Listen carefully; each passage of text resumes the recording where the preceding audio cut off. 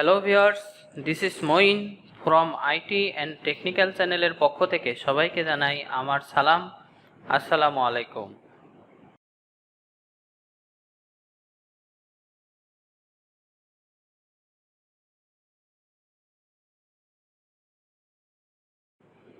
আজকে আমি ফটোশপের আরেকটি পর্ব নিয়ে আপনাদের সামনে হাজির হয়েছি। এই পর্বতে আমি দেখাবো কিভাবে ফটোশপ দিয়ে স্টাইলিশ ছবি বানাতে হয়। অনেকে অনেক সোশ্যাল মিডিয়ায় স্টাইলিশ ছবি দেখেন, কিন্তু কিভাবে যে বানাইতে হয় এটা জানেন না। তো আজকের এই ভিডিওটা দেখলে আমি পার্ট টু পার্ট দেখিয়ে দিব যে ছবি কিভাবে স্টাইলিশ বানাতে হয়। এই স্টাইলিশ ছবি বানিয়ে আপনি অনেক সময় করতে পারেন। ছবিগুলো প্রিন্ট করে আপনি দেওয়ালে বাঁধিয়ে রাখতে পারেন প্রয়োজন মতো। অনেকে বড় বড় ছবি দেখবেন যে ফ্রেমে বাঁধিয়ে রেখেছে। তো এই বাঁধানোর ক্ষেত্রে ছবি যে সুন্দর করতে হয় বা স্টাইলিশ করতে হয়, এগুলো আমি এই ভিডিওটাই দেখিয়ে দেব।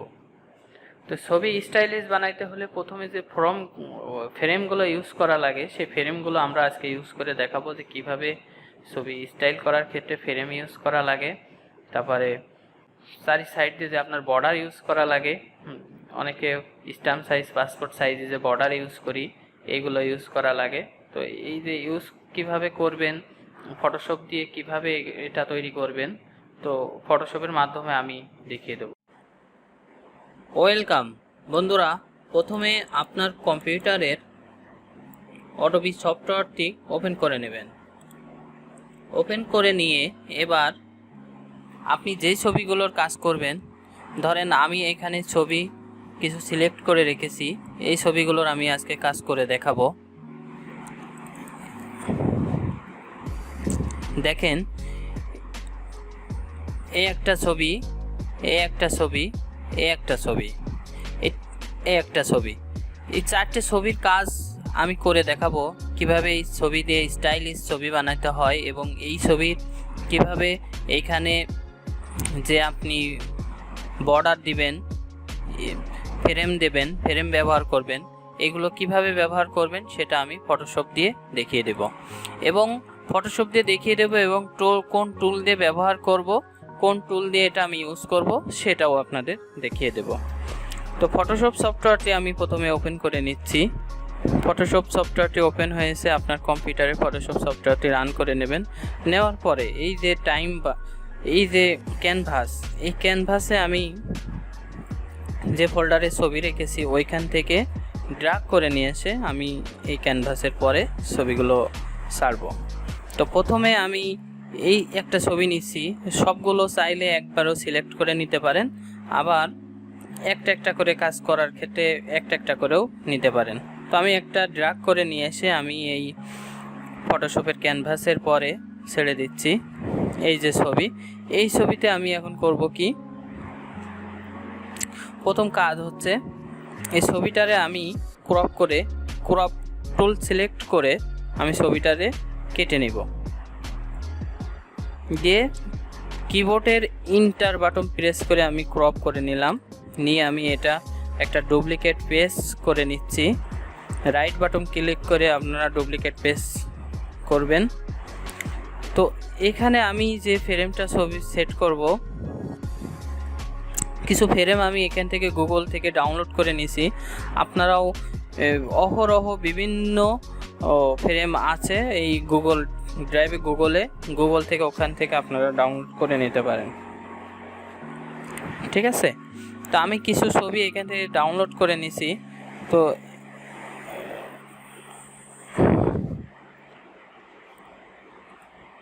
কিছু ছবি আমি এখান থেকে ডাউনলোড করে নিছি, সেটা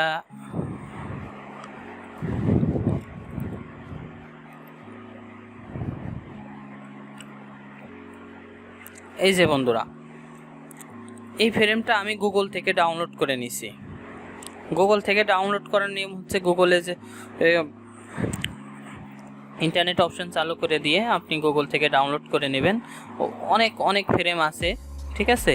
এই অ্যাডোবি ফটোশপ 7.0 অনেক ফ্রেম আছে, সেখান থেকে ডাউনলোড করে নেবেন।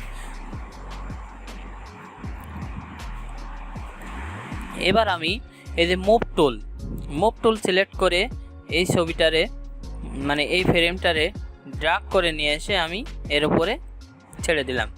দেখেন বন্ধুরা, এখন এটার উপরে যে সাইজ মিলাইতে হবে, এটা সাইজটা যে সাথে মিল নাই তা দেখতেই পারতেছেন। তো এইটা থেকে সাইজটা মেলানোর জন্য আপনাকে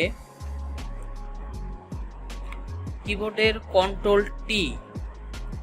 কন্ট্রোল চেপে টি বাটন ক্লিক করলে সাথে সাথে এমন একটা সিস্টেম আপনার সামনে চলে আসলে আমি এখান থেকে শিফট অল্টার চেপে ধরে যে কোনো এক কোণায় নিয়ে যাই, মানে একই নিয়মে আমি এটারে চতুর্দিকে সমান ভাগে ভাগ করে দিব। ঠিক আছে, দেখেন বন্ধুরা, খুব সহজ একটি কি সুন্দরভাবে আমি আপনাদের দেখাচ্ছি। আপনারা একটু মনোযোগ সহকারে ভিডিওটা দেখলে অবশ্যই বুঝতে পারবেন। ঠিক আছে,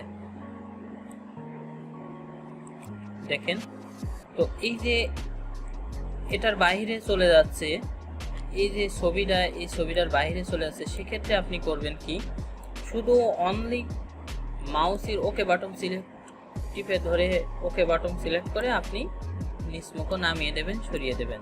দেখেন বন্ধুরা, কত সুন্দর একটা ডিজাইন হয়ে গেছে। একটা ফ্রেম, কিন্তু এভাবে ফ্রেম ইউজ করে আপনি ছবিটারে অবশ্যই আকর্ষণীয় করে নিতে পারবেন। তো আমি আগের যে ছবিটা ছবি যেটার আকর্ষণ করা নাই, সেই ছবিটা আমি দেখাচ্ছি। দেখেন বন্ধুরা, ছবি হচ্ছে এটা আর এই ফ্রেমটা আমি ইউজ করেছি। তো দেখেন কত সুন্দরভাবে এটা সম্ভব। ঠিক আছে, কি সুন্দরভাবে এটা সম্ভব। এবার আপনি এটাকে সেভ করে দেবেন। তো সেভ করতে হয় কিভাবে এটা আমরা অবশ্যই জানি, তারপরও আমি আরেকটু দেখিয়ে দিচ্ছি। সেভ করার ক্ষেত্রে আপনি Ctrl+Alt+S দিয়ে আপনি এখানে সেভ করতে পারেন। আবার চাইলেও এখানে যে ফাইল সেভ কিংবা সেভ এস দিয়ে আপনি টোটাল ক্যানভাসের উপরে যে প্রোফাইল পিকচারটা আছে এটা আপনি এভাবে সেভ করে দিতে পারেন। ঠিক আছে, তো এই একটা গেল, এই একটা ছবির কাজ আমি এই মুভ টুল দিয়ে কিভাবে করলাম, কিভাবে আমি দেখালাম। ঠিক আছে, এই মুভ টুলটা ইউজ করে আমি কিভাবে করছি। তারপরে কিবোর্ডের Ctrl+Alt প্রেস করে আমি চতুর্দিকে ফ্রেমটা লাগিয়েছি। তারপরে এই ফ্রেমগুলো আমি গুগল থেকে ডাউনলোড করেছি। ঠিক আছে, তো আপনারা চাইলেও এখান থেকে গুগল থেকে ডাউনলোড করতে পারেন। আবার যদি না পারেন আমাকে নক করেন, আমি অবশ্যই মেসেজ করে কমেন্ট করে জানায়েন, আমি অবশ্যই আপনাদের হেল্প করব। ঠিক আছে, তো এই ছবিটার কাজ আমার দেখানো হয়েছে। আমি আরেকটা ছবির কাজ দেখাচ্ছি, সে হচ্ছে এই 4 নম্বর ছবিটা। একই নিয়মে আমি ড্র্যাগ করে নিয়ে এসে আমি দেখো এটা একটা রোটেট হয়ে রয়েছে, রোটেটটা আচ্ছা এই ছবিটা রোটেট হয়ে রয়েছে। এই রোটেট থেকে আপনাকে সোজা করার জন্য যেটা করতে হবে সেটা হলো এই যে ইমেজ, এই যে ভিউ বারে যে টাইমলাইনে যে অপশনগুলো আছে এইগুলার আমি আগের একটা ফটোশপ পর্ব 1 দেখিয়েছি, ওইখানে পার্ট টু পার্ট আমার বেসিক যে কাজগুলো আছে এগুলো আমি দেখিয়ে দিয়েছি। ওখান থেকে আপনারা ওই ভিডিওটা দেখলেও দেখে নিতে পারেন। আবার আমি নতুন করে বলতেছি, এটা রোটেট করতে হলে আপনাকে এই যে রোটেট ক্যানভাস, এই যে 180 ডিগ্রি এটা করলে সোজা হয়ে যাবে। সরি,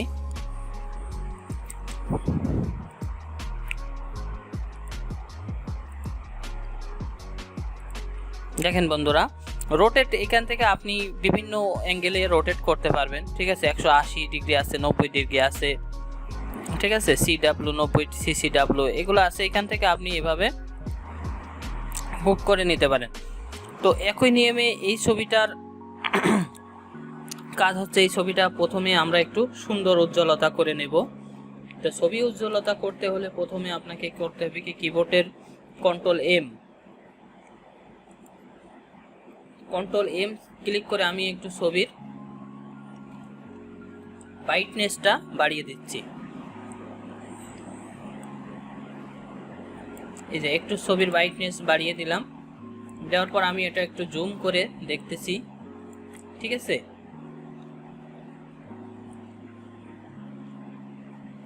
এই যে পিছনের যে ব্যাকগ্রাউন্ড আছে এগুলোর সাথে এগুলোর কোনো মিল নাই, সেহেতু আমি ছবিটারে আরেকটু চকচক করতে হলে আমি একটু গ্রিন সার্জারি করে নিচ্ছি, রিমুভ গ্রিন করে নিয়ে আমি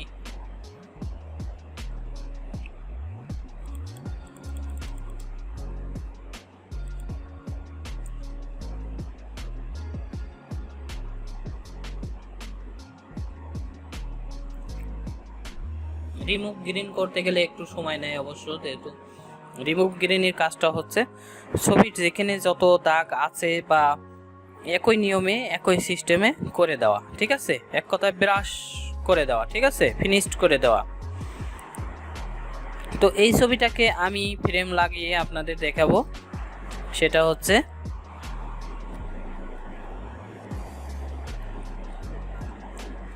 এই ছবিটা আমি একটু কালার দিয়ে দিচ্ছি, কালার অ্যারেঞ্জমেন্ট করে দিচ্ছি। এই যে অটো অ্যাডজাস্টমেন্টের ভিতরে এখানে যে সিলেক্টিভ কালার, এখানে রিড রয়েছে, রিড ডিফল্ট থাকে, আমরা এটা একটু ব্ল্যাক করে দিয়ে একটু কালো বাড়ায় দিচ্ছি, দেখেন বন্ধুরা। তো কন্ট্রোল ভি কালার ব্যালেন্স, এই কালার ব্যালেন্স থেকেও একটু কালার আমরা একটু কম বেশ করে নিতে পারি, এই যে হাইলাইটস দিয়ে।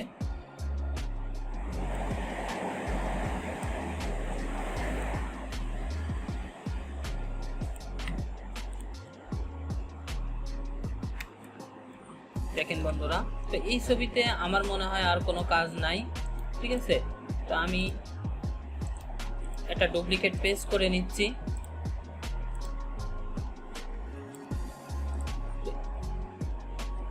এখান থেকে আমি যে ফ্রেমটা ইউজ করব, এই ফ্রেম যেখানে আপনাদের একটু ভিউ করে দেখাচ্ছি, এই ফ্রেমটা আমি এখানে ইউজ করব। এই ফ্রেমটা ইউজ করতে হলে একই নিয়মে আমি ড্র্যাগ করে নিয়ে এসে ফটোশপের ক্যানভাসের পরে ছেড়ে দিব। দেওয়ার পরে এখান থেকে মুভ টুল আছে, যে মুভ টুল, এই মুভ টুলটা আমি ড্র্যাগ করে নিয়ে এসে ছবির